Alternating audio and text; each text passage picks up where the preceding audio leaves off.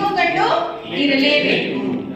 ಸೃಷ್ಟಿಗೆ ಸಂಜೀವಿನಿ ಹೆಣ್ಣು, ಹೆಣ್ಣು ಜನನದ ಮೂಲ ಬೇರು.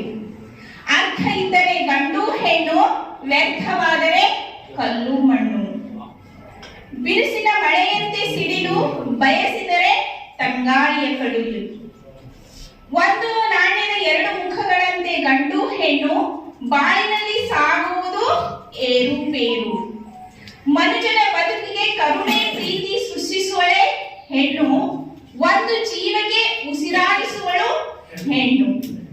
ಗಂಟಿನ ಜೊತೆಯಲ್ಲೇ ಎಲ್ಲಾ ಅನುಭವ, ನೋವು ನಲಿವು ಆನಂದದ ಅನುಭವ. ಅಷ್ಟೆಲ್ಲ ಸೃಷ್ಟಿಸೋದವಳು ಹೆಣ್ಣಾದ್ರೂ ಸಹ ಆ ಅನುಭವ ಎಲ್ಲಿ ಸಿಕ್ಕಿದ?